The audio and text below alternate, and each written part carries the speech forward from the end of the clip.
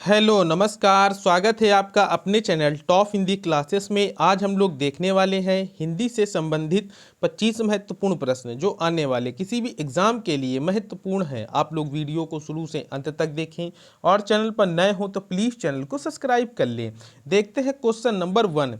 पीपर पात सरिस मंडोला इस पंक्ति में कौन सा अलंकार है? उत्प्रेक्षा अलंकार, उपमा अलंकार, रूपक अलंकार या अतिशयोक्ति अलंकार? तो इसका राइट आंसर हो जाएगा ऑप्शन नंबर बी, उपमा अलंकार। पीपर पात सरिस मंडोला इस पंक्ति में उपमा अलंकार है, तो इसका right answer option number B हो जाएगा। और ये किस में आता है? तो ये अर्थालंकार में आता है। किस में आता है? अर्थालंकार में आता है। Question number 2। स्वागत में कौन सी संधि है?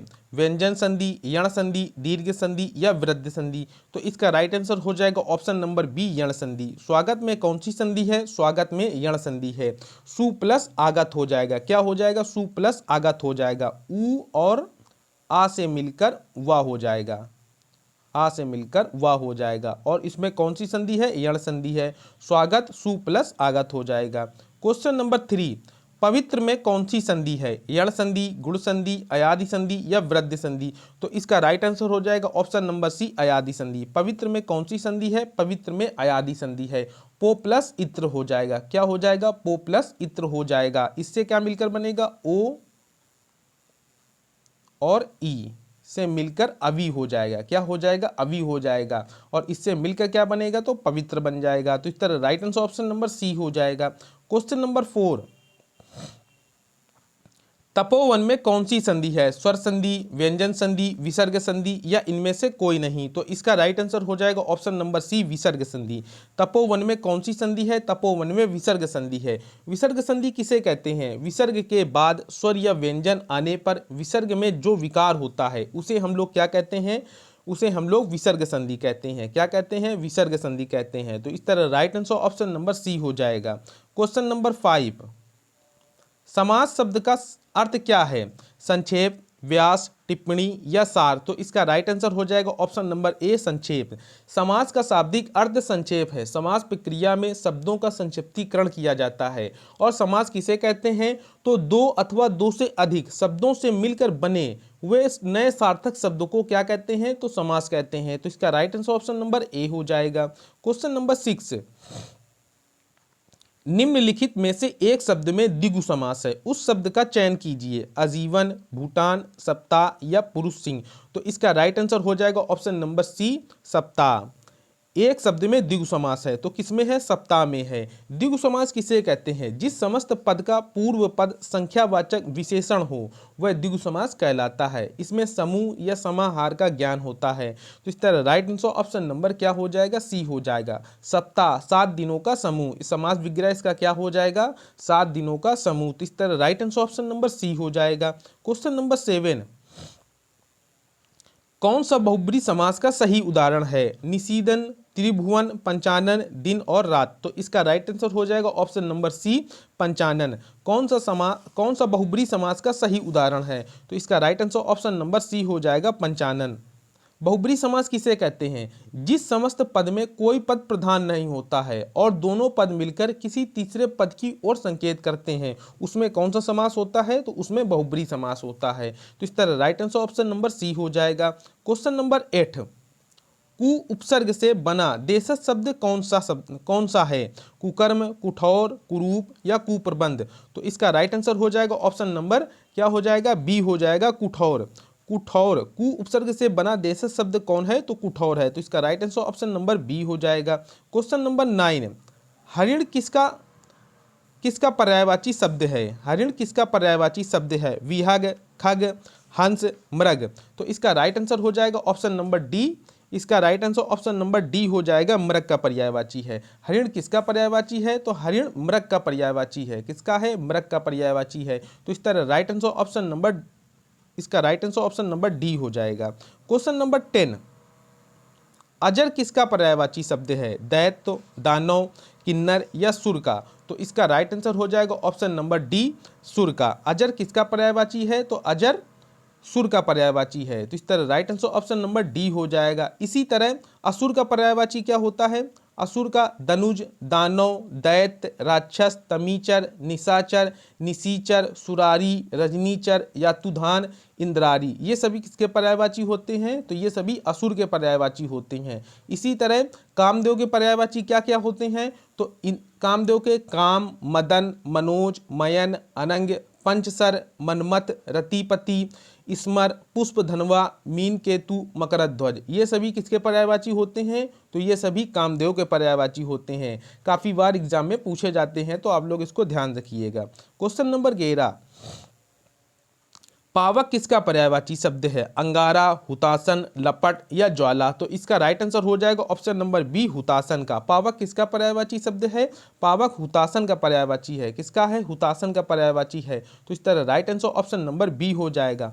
पावक मतलब अग्नि का पर्यायवाची है। पावक, ज्वाला, अनल, दहन, वैश्वानर, वही, धूम्रकेतु, कृषाणु, जातदेव, आग, ये सभी किसके पर्यायवाची हैं? तो ये सभी आग के पर्यायवाची हैं। तो इसका right answer option number B हो जाएगा। क्वेश्चन नंबर 12, खर किसका पर्यायवाची शब्द है? रावण, कुंठित, गधा या मूर्ख का? तो इसका राइट आंसर हो जाएगा ऑप्शन नंबर डी, मूर्ख का। खर किसका पर्यायवाची, सॉरी गधा का है, गधा का। खर किसका पर्यायवाची है? तो खर गधा का पर्यायवाची है। किसका है? गधा का पर्यायवाची है। इसके और कौन कौन से पर्यायवाची शब्द होते हैं? तो गर्दभ, वैशाख नंदन, रासप, धूसर, वेसर, चक्रीवान, ये सभी किसके पर्यायवाची हैं? ये सभी गधे के पर्यायवाची हैं। तो इसका right answer option number C हो जाएगा। क्वेश्चन नंबर 13, सम्मुख का विलोम शब्द क्या होगा? उन्मुख, विमुख, प्रमुख या अधिमुख? तो इसका right answer option number C हो जाएगा, प्रमुख। सम्मुख का विलोम शब्द क्या होगा? सम्मुख का विलोम शब्द प्रमुख होगा। क्या होगा? विमुख होगा, सॉरी विमुख होगा। क्या होगा? सम्मुख का विमुख हो जाएगा, विमुख,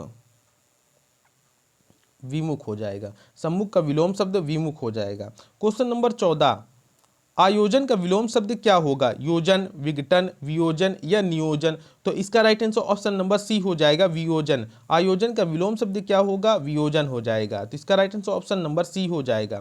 क्वेश्चन नंबर 15, भरत मुनि के रस सूत्र में निम्नलिखित में से किसका उल्लेख नहीं है? स्थायी भाव, शांत, अनुभाव या व्यभिचारी भाव का? तो इसका राइट आंसर हो जाएगा ऑप्शन नंबर बी, शांत का। भरत मुनि के रस सूत्र में निम्नलिखित में से किसका उल्लेख नहीं है? तो शांत रस का उल्लेख नहीं है। तो इसका right answer option number B हो जाएगा। क्वेश्चन नंबर 16, वाच्य के कितने भेद, वाच्य के भेद कौन से हैं? संज्ञा, सर्वनाम, कारक, वचन, कर्तका, कर्तवाच्य, कर्मवाच्य, भाववाच्य, क्रिया का काल, क्रिया का काल, क्रिया का काल यहाँ पर हो जाएगा। तो इसका राइट आंसर हो जाएगा ऑप्शन नंबर सी, कृतवाच्य, कर्मवाच्य और भाववाच्य। वाच्य के भेद कौन से हैं? तो कृतवाच्य, कर्मवाच्य और भाववाच्य हो जाएंगे। तो कुल 3 भेद होते हैं। तो इसका right answer option number C हो जाएगा। क्वेश्चन नंबर 17,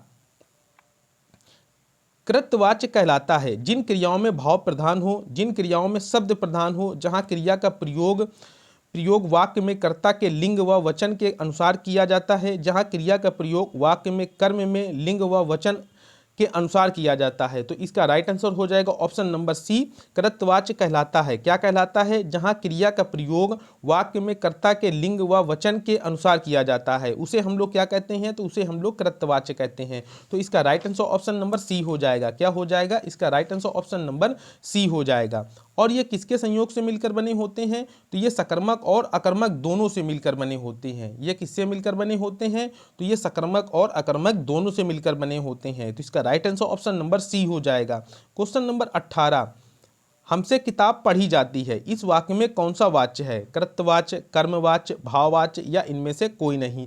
तो इसका राइट आंसर हो जाएगा ऑप्शन नंबर सी, भाववाच्य। हमसे किताब पढ़ी जाती है, इस वाक्य में कौन सा वाच्य है? तो भाववाच्य है। भाववाच्य किसे कहते हैं? क्रिया का वह रूपांतरण भाववाच्य कहलाता है जिसमें वाक्य में भाव की प्रधानता का बोध होता है। यह वाच्य अकर्मक क्रिया से बनता है। किससे बनता है? अकर्मक क्रिया से बनता है। तो इसका right answer option number C हो जाएगा। क्वेश्चन नंबर 19,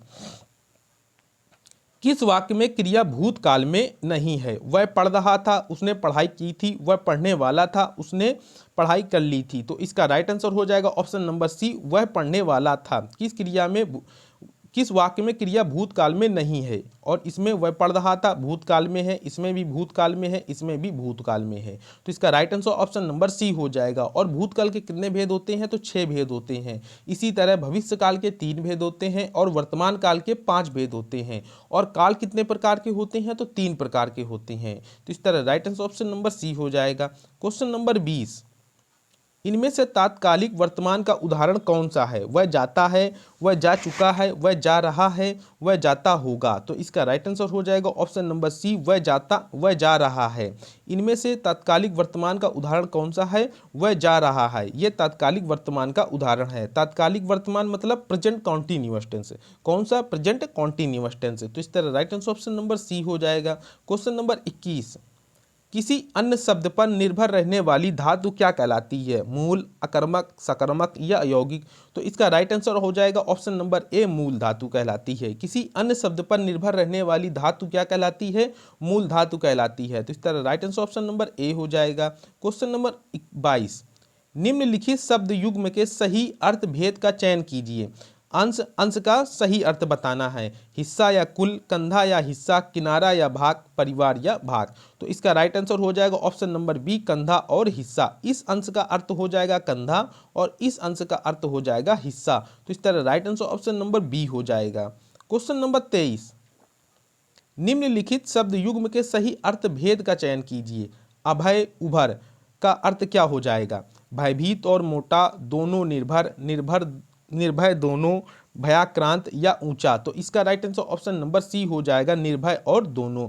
अब इस अभय का अर्थ हो जाएगा निर्भय और इस उभर का अर्थ हो जाएगा दोनों। इस अभय का अर्थ हो जाएगा निर्भय और इस उभर का अर्थ हो जाएगा दोनों। तो इसका right answer option number C हो जाएगा। इस तरह के प्रश्न एग्जाम में काफ़ी पूछे जाते हैं, तो आप लोग इसको ध्यान रखिएगा। और बहुत ही माइनर अंतर होता है इनमें, लेकिन आप लोग इसको पहचान सकते हैं। तो इसका right answer option number C हो जाएगा। क्वेश्चन नंबर 24, मजदूर मेहनत करता है किंतु उसके लाभ से वंचित रहता है। यह कैसा वाक्य है? सरल वाक्य, मिश्र वाक्य या संयुक्त वाक्य? तो या इनमें से कोई नहीं। तो इसका राइट आंसर हो जाएगा ऑप्शन नंबर सी, संयुक्त वाक्य। मजदूर मेहनत करता है किंतु उसके लाभ से वंचित रहता है। तो यह कैसा वाक्य है? तो यह संयुक्त वाक्य है। कैसा वाक्य है? संयुक्त वाक्य है। संयुक्त वाक्य किसे कहते हैं? जिन वाक्यों में दो या दो से अधिक सरल वाक्य योजक हों और एवं, तथा, या, अथवा, इसलिए, अतः, फिर भी, नहीं तो, किंतु, परंतु, लेकिन शब्द से जुड़े हों, उन्हें हम लोग क्या कहते हैं?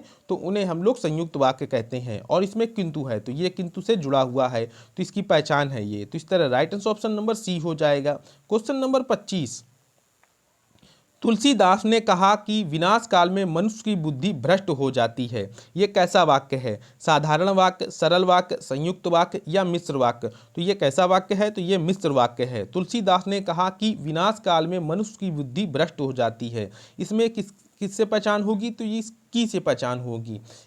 जिन वाक्यों में एक प्रधान उपवाक्य हो और अन्य आश्रित उपवाक्य हो, तथा जो आपस में की, जो, वह, जितना, उतना, जैसा, वैसा, जब, तब, जहाँ, वहाँ, इधर, उधर, अगर, इन सब शब्दों से जुड़े हों तो उन्हें हम लोग क्या कहते हैं? तो उन्हें हम लोग मिश्रित वाक्य कहते हैं। और इसमें यह की से जुड़ा हुआ है, तो इसको हम लोग क्या कहेंगे? तो इसको हम लोग मिश्र वाक्य कहेंगे। तो इसका right answer option number D हो जाएगा। ये वीडियो का लास्ट प्रश्न था। इस वीडियो में हम लोगों ने हिंदी से संबंधित 25 महत्वपूर्ण प्रश्नों को हल किया है। वीडियो अच्छा लगा हो तो प्लीज़ चैनल को लाइक तथा शेयर जरूर करें। मिलते हैं नेक्स्ट वीडियो में। Thanks for watching.